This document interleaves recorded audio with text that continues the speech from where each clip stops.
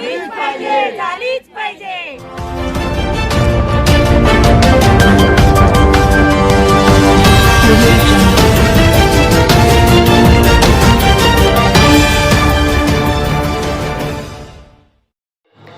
केंद्रात आणि राज्यात ओबीसी आमदारांची संख्या मोठी तरी समाजावर अन्याय का?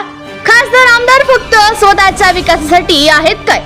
ओबीसी क्रांती मोर्चाचा संतप्त सवाल. मिन्सी गावात जाऊन जनगणना विषयी केली जनजागृती. केंद्रात आणि राज्यात ओबीसी समाजाला निर्णायक मतदार म्हणून पाहिले जाते.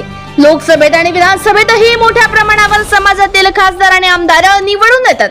मात्र आजही आरक्षण, शिक्षण, रोजगार आणि स्थानिक स्वराज्य संस्थांमधील प्रतिनिधित्वासाठी ओबीसी समाजाला आंदोलन करावे लागत असून असा संतप्त सवाल ओबीसी क्रांती मोर्चाच्या वतीने करण्यात आले आहे.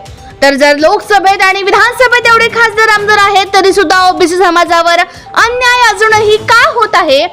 ओबीसी क्रांती मोर्चा आणि अनेक ओबीसी बांधव संघटना आक्रमक होत असून अनेक बैठका आणि आंदोलने सुरू आहेत.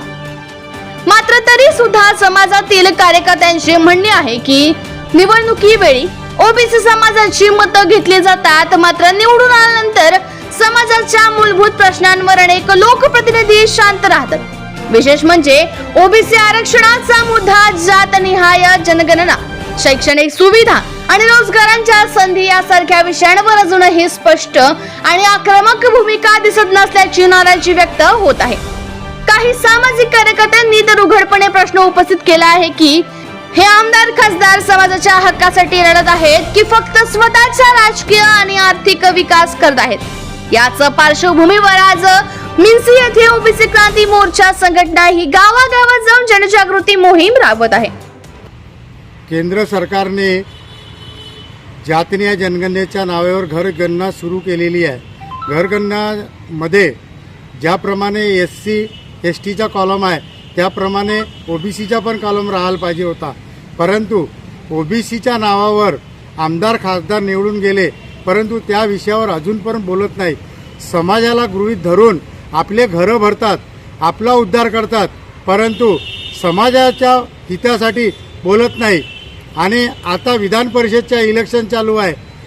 त्या इलेक्शनमध्ये एवढे व्यस्त आहेत की ओबीसी समाजाला रस्त्यावर सोडून दिलेला आहे. ओबीसी समाजातील वाढता असंतोष येत्या काळात मोठ्या राजकीय आंदोलनाचे रूप घेण्याची शक्यता व्यक्त केली जात आहे. आगामी निवडणुकांमध्ये हा मुद्दा केंद्रस्थानी राहण्याची चिन्हे दिसत आहेत. तर केंद्रात आणि राज्यात ओबीसीचे आमदार खासदार निवडून जात असले तरी ओबीसी समाजाच्या प्रश्नांकडे दुर्लक्ष केले जात असून स्वतःचा विकास करीत असतात. त्यामुळे आमदार आणि खासदार निवडणूक उमेदवार म्हणून उभे असतात तेव्हा संपत्तीचा विवरण दिला जातो. मात्र त्याच 5 वर्षांमध्ये आमदार खासदारांकडे एवढी संपत्ती वाढते, ती कशी काय वाढते याची सुद्धा चौकशी आता झाली पाहिजे, अशी मागणी ओबीसी क्रांती मोर्चाच्या वतीने करण्यात येते आहे. गुलाबजी रोहाड, मुक्काम भिकार मिन्सी, गट ग्रामपंचायत मिन्सी, ग्रामपंचायत सदस्य मिन्सी. ओबीसीची जनगणना झालीच पाहिजे. जर आपला ओबीसीचा कॉलम राहिला नाही तर आपण जनगणना करू देणार नाही.